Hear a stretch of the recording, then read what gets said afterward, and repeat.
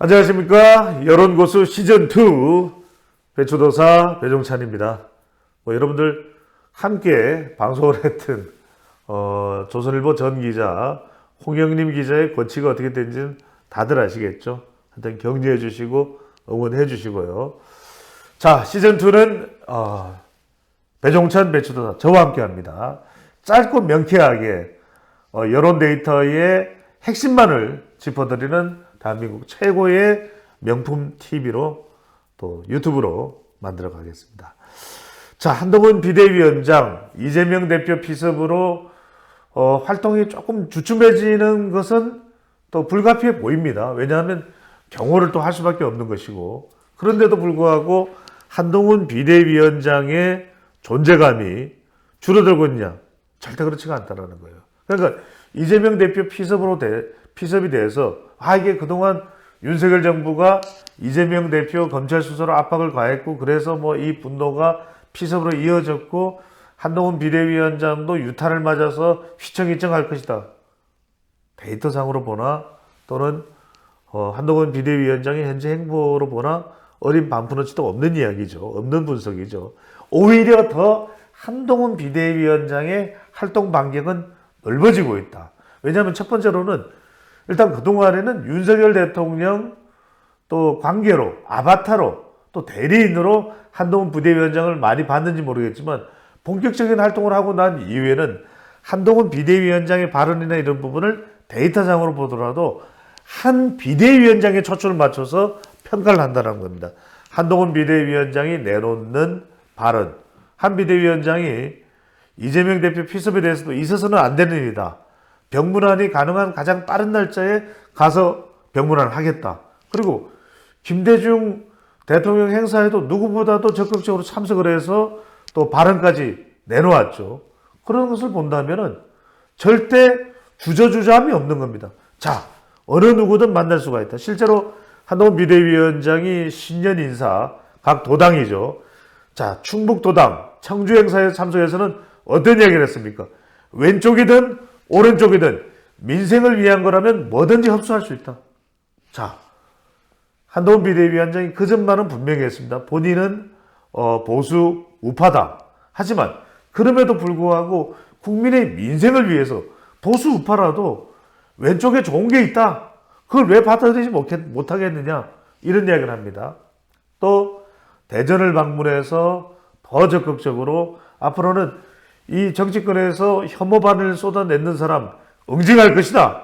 그래서 5.18에 대해서 흠집내려고 했던 인천시의회 흐식 의장에 대해서 단호히 윤리위에 또 해부를 한 것이 바로 한동훈 비대위원장 아닙니까?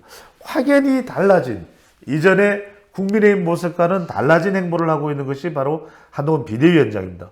오히려 위축되기는커녕 광주를 방문했을 때도 경호가 상당히 또 삼엄하긴 했습니다만, 왜 그러냐면 한동훈 비대위원장을 살해 협박이 들어온 거예요.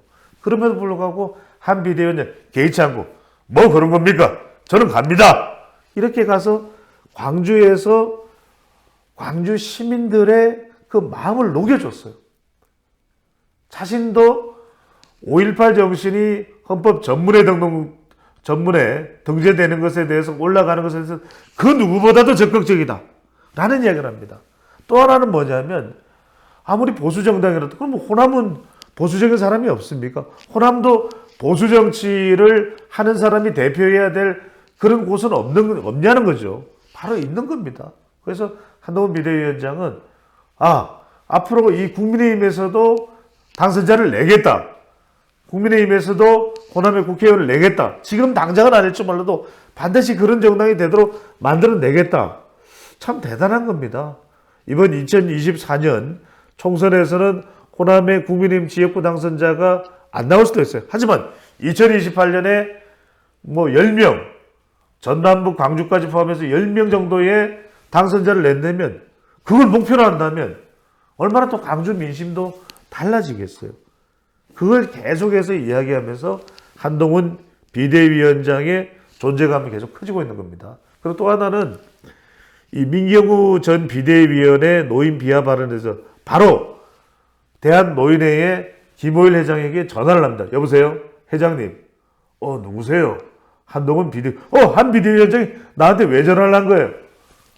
사과드립니다. 민경호 전 비대위원이 노인 비하 발언을 한 것을 정말 진심으로 사과드립니다.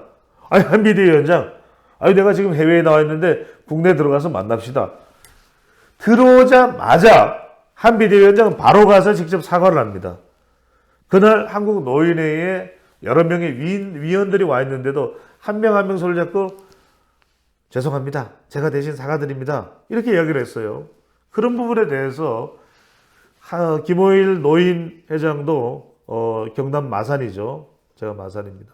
자, 경남 마산인데 김호일 대한노인회장도 그 민경호 말이야. 그건 잘못된 거야. 하고 화를 내면서도 직접 사과하러 온 한동훈 비대위원장에 대해서는 정말 와줘서 당신이야말로 정치 제대로 하는 거다 라고 이야기를 하고, 그래서 그것이 비교가 되는 겁니다. 김은경 전 민주당 혁신위원장 거의 엉망진창이 됐었죠. 그때 바로 오지도 않고 며칠 걸려서 오는 바람에 이른바 사진 따기에 굴욕을 당했고, 심지어는 김호일 대한노인회장이 계속 이야기했던 것이 왜 이재명 대표는 빨리 안 오느냐, 빨리 와서 나하고 이야기 좀 하자, 안 오냐, 왜 안 오냐, 그런 이야기를 했는데 한동훈 비대위원장의 특징은 신속하게 바로 정면 승부를 벌인다는 것이 중요합니다. 여기서 또 하나 우리가 K스테이 리서치와 이 조사를 소개를 해드리지 않습니까? 이게 86세대 운동권 민주당의 주축을 이루고 있죠. 여기에 대해서 계속해서 한동훈 비대위원장은 이 퇴진론을 이야기하고 있습니다. 아니, 이해한다. 우리 민주화를 위해서 운동권 선배들이 그렇게 고생하고 정말 고문당하고 끌려가고, 그래서 우리 민주화가 오고서 이해된다. 그래서 386, 486, 586 좋다 이거야. 여기까지는 좋아요. 근데 이들이 어느새 기득권 정치 특권층이 됐어. 386, 486, 586, 686, 786, 886, 986 뭐야? 이겁니다. 아니, 586까지 괜찮아. 그래 좋아. 586까지. 686, 786, 886, 986 이게 뭡니까? 이야기를 하는 것이거든요. 근데 86세대 운동권 퇴진론에 대한 공감도를 보면, 자, 공감한다가 무려 58%입니다. 공감하지 않음이 36%인데, 지금 거의 민주당의 지지층인 40대에서도, 40대잖아요. 40대가 민주당을 많이 지지하는데, 이 40대에서도 공감한다가 40%, 58%, 공감하지 않는다가 40%. 그러니까 게임 끝난 거예요. 지금 우리 국민들은 그만해! 언제까지야? 386 좋아. 서울의 봄 좋아. 486, 586까지는 그래, 그랬었어. 그런데 686, 786, 886, 986 뭡니까?